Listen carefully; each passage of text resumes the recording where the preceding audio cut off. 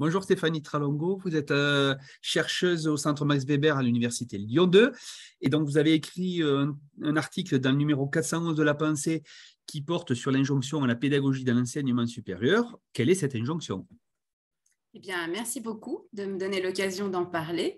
En fait, après les années 2000, en France, s'est bâti un discours visant à dire qu'il fallait d'urgence remédier à l'absence de formation des enseignants du supérieur en pointant plus spécifiquement les enseignants-chercheurs.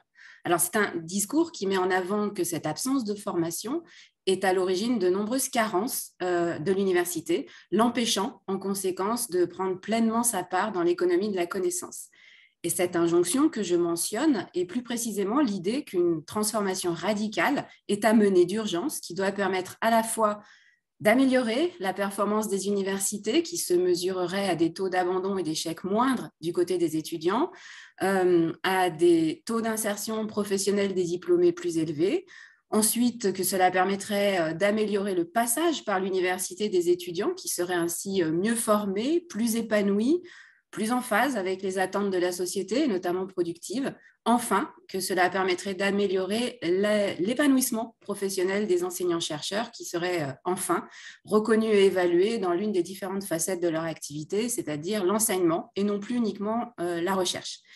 Et donc, cette idée d'un triptyque gagnant, gagnant, gagnant, si je puis dire, j'ai souhaité le questionner en fait à partir d'une analyse discursive sur la période 2008-2020, en posant différentes questions. Qui parle au nom de la pédagogie du supérieur? À partir de quelles fonctions professionnelles? Dans quels espaces publics? Sous quels supports éditoriaux? Et à partir de quels événements? Et enfin, bien évidemment, pour dire quoi? Et un point qui m'apparaissait plus particulièrement à interroger, c'était la différence observable assez rapidement entre la diversité des locuteurs, qui est en fait celle de l'enseignement supérieur français, diversité des disciplines, des lieux de formation, des pratiques d'enseignement, etc., au regard finalement de la pauvreté et de l'homogénéité de cette injonction de transformation et des manières de procéder. Donc voilà ce qui a été le point de départ de mon travail. Et alors du coup, que montre votre recherche des effets de cette injonction et en quoi elle pose problème? Alors, a priori, ouvrir un espace et fournir des ressources par le biais de budget, de services, de personnel dédié au thème des pratiques de l'enseignement dans le supérieur est quelque chose d'indubitablement positif. Personne n'irait dire qu'il ne faut pas réfléchir à ces pratiques, qu'il ne faut pas avoir envie de les améliorer, ni de mettre en œuvre des tas de choses. Mais le problème est d'être obligé de le faire à partir d'un cadre imposé qui a préconstruit les problèmes à traiter, les solutions à apporter, qui homogénéisent la diversité, qui écrasent les pratiques disciplinaires, qui ne s'appuient pas sur des résultats de recherche en sciences sociales pourtant robustes sur la question des apprentissages des étudiants, etc., et qui véhiculent du coup tout un prêt-à-penser largement problématique. Alors, 3 résultats peuvent être plus particulièrement mis en avant. Le premier, c'est qu'il y a effectivement sur la période étudiée une augmentation du nombre de locuteurs prenant part au discours sur la pédagogie universitaire, qui est également une augmentation des activités et de l'institutionnalisation de ce thème. Sont créés des services dédiés, des métiers stabilisés autour des fonctions de conseiller ou d'ingénieur pédagogique avec un référencement par l'État, des fiches inscrites au répertoire national des certifications professionnelles, des lieux de formation, des masters, et puis la création d'associations de défense de ces collectifs. Donc autant d'acteurs qui vont promouvoir et défendre la pédagogie du supérieur, car c'est la condition pour qu'ils puissent se maintenir dans l'espace de l'enseignement supérieur. Donc, deuxième résultat, la relation entre tous ces locuteurs est instructive. Il y a vraiment une division du travail entre ceux qui énoncent ce qu'est la pédagogie du supérieur, donc les experts et les représentants de l'État, et puis ceux qui la mettent en place en répondant à des appels à projets. Donc, ce qui est manifeste dans cette relation, c'est que c'est un rapport de domination et de subordination entre différents locuteurs, en fait, qui passent leur temps à soumettre des réponses à des appels à projets, à mettre en œuvre des actions, à être évalués sur leur performance pour attester de la qualité, entre guillemets, de leur université, etc. Donc, c'est un rapport qui questionne, y compris les conditions même de possibilité de penser hors des cadres imposés.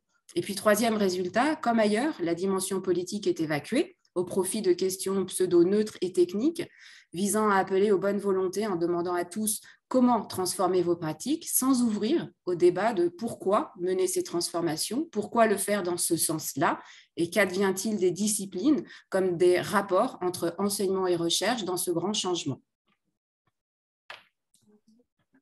Alors, vous signez cet article, vous le co-signez avec Camille Nou, qui est la personnification d'un collectif de chercheurs. Est-ce que vous pouvez nous en dire davantage?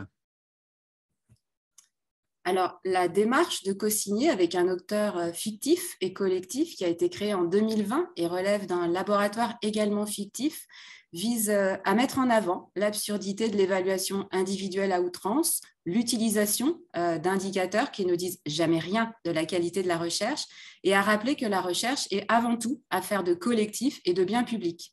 Donc, pour moi, la démarche qui permet à Camille Nou, et rien que sur le portail de SHS du Cairn aujourd'hui, de comptabiliser pas moins de 98 articles de disciplines diverses, et bien au-delà quand on est aussi hors des domaines des sciences humaines et sociales, c'est d'aider à la prise de conscience qu'il n'y a rien d'indubitable, de mécanique dans ce qui arrive, et de rappeler qu'en tant qu'acteur de l'enseignement supérieur et de la recherche, ce sont nos actes et nos choix quotidiens qui participent ou pas de la mise en œuvre de politiques néolibérales. Donc, participer pour moi à ce mouvement me semble être congruent avec la manière dont mes travaux sur la pédagogie du supérieur visent à alerter, à essayer d'ouvrir un espace alternatif de réflexion sur les pratiques d'enseignement en montrant combien les dispositifs de gestion des acteurs de l'enseignement supérieur, qui d'ailleurs sont pour une bonne part communs au domaine de l'enseignement et de la recherche, via par exemple les appels à projets, mais sont en train profondément de modifier les choses. En somme, ma démarche, c'est de dire qu'il est important de réfléchir et d'agir collectivement à partir et non pas en écrasant nos différences disciplinaires. Merci Stéphanie Tralongo. Donc voilà, je rappelle que c'est dans le numéro 411 qu'on voit à l'écran, votre article, qui est disponible aussi bien sur Cairn pour la consultation à l'article que dans le numéro qui peut être commandé à la Fondation Gabriel Péri. Merci et bonne lecture à tous.